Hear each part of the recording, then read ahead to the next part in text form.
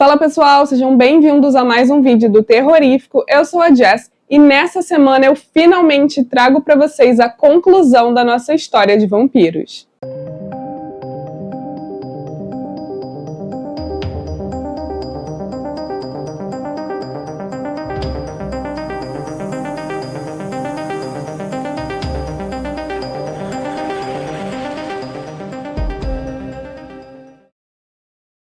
Sim, demorou, mas chegou. E deixa eu explicar logo, o vídeo de hoje será a parte 1 do final. Daqui a uns 2 dias, mais ou menos, se tudo der certo, nós publicaremos a parte 2 e realmente o final de vez. Decidi fazer isso porque é uma parte muito extensa e ia acabar ficando cansativo, tanto para vocês quanto para mim. Para quem não sabe, se você caiu de paraquedas nesse vídeo e não faz ideia do que eu tô falando, eu venho contando uma história que foi publicada originalmente no Reddit e acabou se transformando em um livro muito bom, por sinal, que eu devorei em apenas um dia. E eu estou fazendo isso com a autorização do próprio autor, tá? Com quem eu entrei em contato pelo próprio Reddit. Basicamente, uma jovem herda o hotel de sua família e a cada 4 anos hóspedes muito peculiares e irreverentes dão uma passadinha por lá. Vou deixar aqui em cima e também no final desse vídeo um link para a parte 1. Então, se você não assistiu a nenhum dos outros capítulos, porém a premissa te interessou, corre para assistir tudinho do início para não perder nada e não ficar confuso, porque esse ato final será cabuloso. E se você já vem acompanhando essa história na íntegra, como tem um bom tempo que a gente postou a 5ª e penúltima parte dessa história, dá uma corridinha lá no último vídeo para refrescar os fatos na sua memória, pode ser em 2x. O sangue vermelho penetrou nas toalhas brancas e limpas, onde o xerife deu seu último suspiro. Cheirava a ferro e linho mofado. Era uma sensação estranha estar naquele quarto de hotel vazio, onde décadas de carnificina incalculável aconteceram, tão perto de onde passei minha vida. De alguma forma, porém, ainda me sentia em casa. Em todos os meus anos esvaziando o cinzeiro e substituindo os lençóis não utilizados, nunca demorei mais do que o necessário ali. No fundo da minha mente, acredito que sempre senti o mal sob as tábuas do assoalho. Mas agora eu tinha todo o tempo do mundo para me demorar. Eu estava esperando o retorno deles. Faltava apenas 1 hora para o nascer do sol, quando ouvi o barulho familiar da velha perua deles entrando no estacionamento. Juntei as toalhas, coloquei-as no carrinho de limpeza e fiz o possível para permanecer pequena e invisível quando a porta se abriu. O velho foi o primeiro a entrar. Ele me cumprimentou com aquele sorriso falso e misterioso. Os outros seguiram depois. Deixei minhas coisas de lado e esperei pela chance de sair. A adolescente entrou por último, segurando a mão da minha irmã. Eles continuaram com seus afazeres como se eu nem estivesse lá. A maioria foi direto para o banheiro, onde eu vi o alçapão se abrir em direção ao covil, logo abaixo. O velho ficou para trás e acendeu um cigarro. Depois ofereceu um para a velha. Ela deu as costas para o banheiro e se juntou a ele à mesa. Minha irmã, por outro lado, ligou imediatamente a velha televisão. Ela ficou no centro da sala, assistindo a um antigo filme de faroeste em preto e branco, começando com uma cena do nascer do sol. Como o casal mais velho não prestou atenção em mim, inclinei-me e sussurrei para minha irmã. "Acho que você esqueceu isso", eu disse, tirando a foto de nós duas do bolso. Ela desviou o olhar do cowboy na tela, olhou para a foto e a pegou da minha mão. "Eu tenho a outra metade, se você quiser, com a mamãe e o papai junto", eu comentei, olhando para a velha, que apenas me lançou um olhar de soslaio. Baixei ainda mais a voz. "Posso trazer para você em algumas horas, mas você terá que acordar cedo." Ela olhou para as cortinas que cobriam a janela e o mundo lá fora. Toquei na parte de trás da foto e ela a virou. Eu havia escrito as seguintes palavras em tinta vermelha. "Se você estiver sozinha, eu a protegerei." Ela assentiu. Saí e voltei para o meu quarto. Fiz o possível para dormir nas horas seguintes, mas era constantemente acordada por pesadelos horrivelmente vívidos, que refletiam minha atual realidade enlouquecedora. Quando o alarme tocou, eu já estava acordada há 1 hora. Rastejei para fora da cama e me forcei a comer alguma coisa.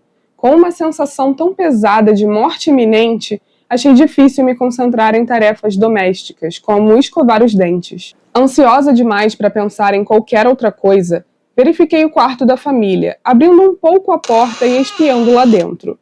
Estava vazio, exceto por uma fumaça persistente que dançava com a poeira nos raios de sol.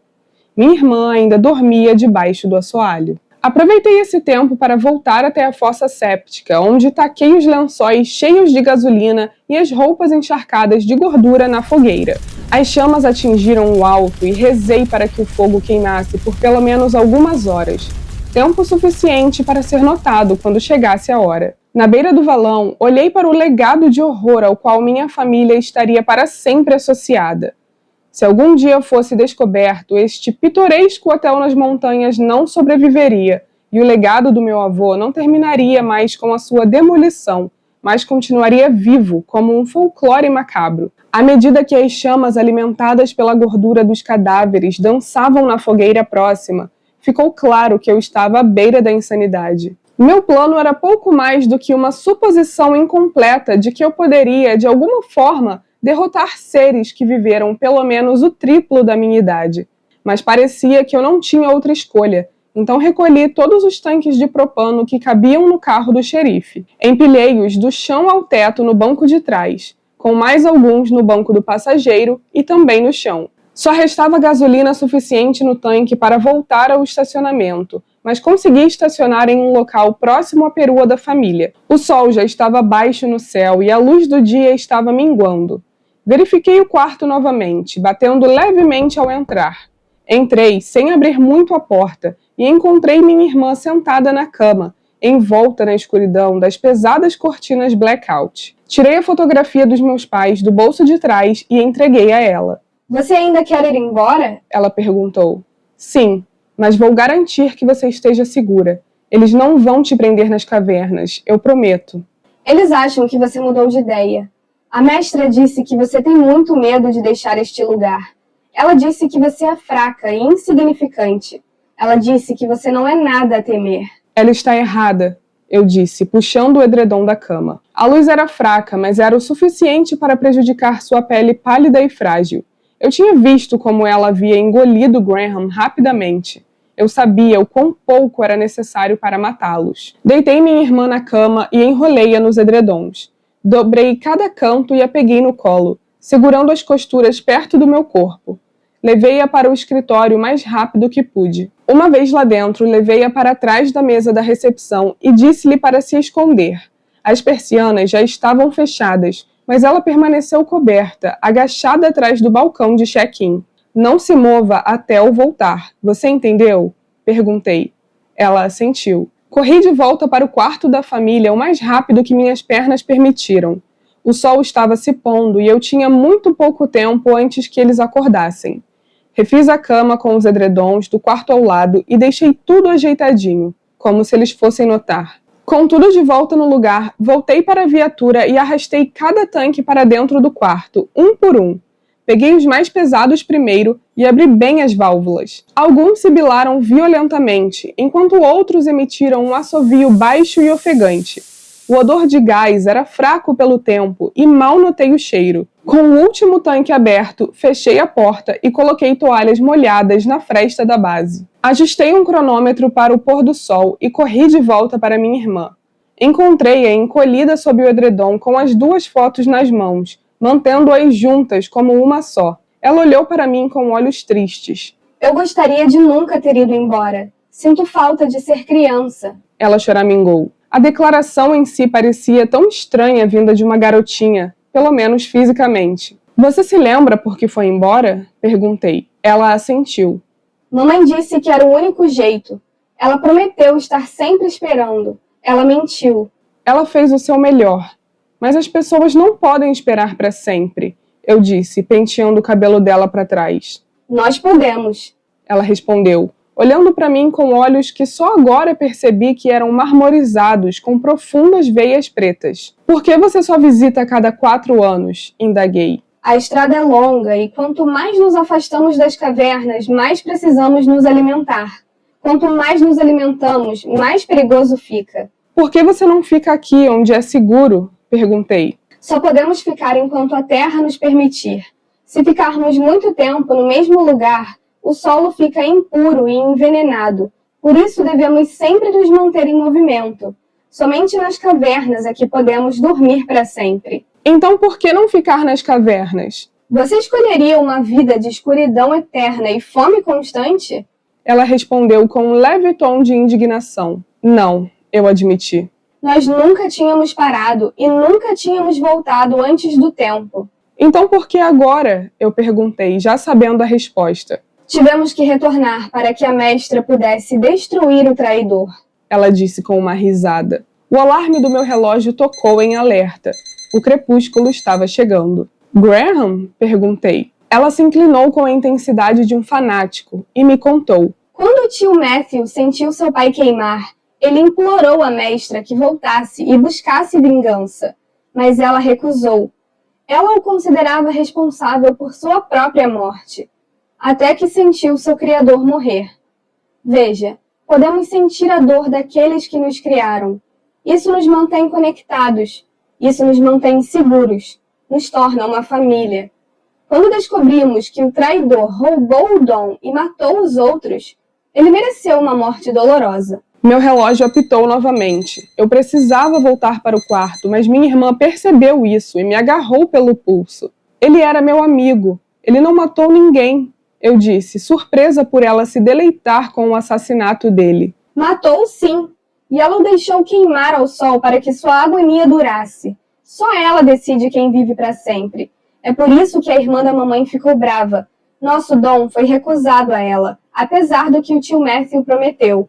Então ela tacou fogo em si mesma e tentou nos levar junto. Tio Matthew implorou à mestra que esperasse pelo pai, mas o menino foi enterrado e o sol nasceria em breve. Então, nós o deixamos. A mestra disse que não temos espaço para os fracos. Ela disse, seus olhos brilhando com justiça. Puxei meu braço de seu aperto e me levantei. Isso tudo muda essa noite, eu disse, me afastando dela. Lembro-me do dia em que você chegou. Ela respondeu. Aquele sim foi o dia em que tudo mudou. Você era uma criança quando eu nasci, eu disse com desdém. Sim, mas me lembro do dia em que você chegou aqui.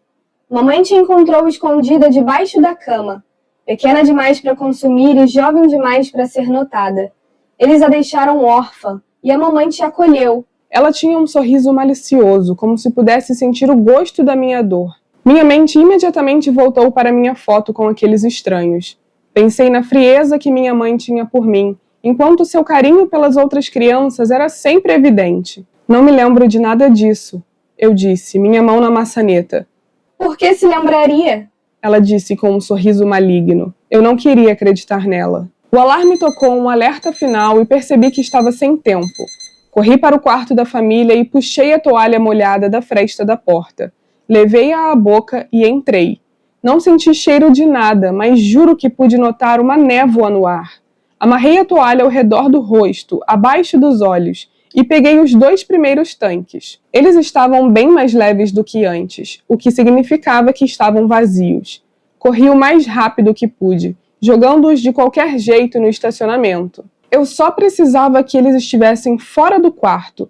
Era impossível fazer isso silenciosamente, mas fiz o que pude para abafar qualquer barulho, mantendo a porta fechada ao entrar e sair. Embora tenha levado meia hora para encher a sala, foram apenas alguns minutos para esvaziá-la dos tanques. Minhas mãos sangravam por causa dos cortes nos cabos de metal enferrujados. Ao sair com o último tanque, ouvi o chão do banheiro ranger quando o alçapão se abriu. Tranquei a porta e recoloquei a toalha na fresta abaixo dela, ouvindo o movimento lá dentro. Corri de volta para o escritório e encontrei minha irmã já parada no centro da sala. O que você está fazendo? Ela indagou. Mantendo você segura, respondi. Estou segura. Ela sabe que você não vai me machucar. Você não pode machucar nenhum de nós. Ela afirmou. Parada na porta do escritório, com minha irmã olhando através de mim com aqueles profundos olhos escuros, comecei a perceber que ela não era mais a garotinha que eu pensava conhecer. Foi ela se deleitando com a dor dos outros que me fez perceber que ela era mais eles do que eu mesma. Em mais de um aspecto, ela não era mais minha irmã. Foi então que ouvi um grito profano vindo de dentro do quarto da família. A adolescente, a mestra, percebeu que minha irmã havia sumido.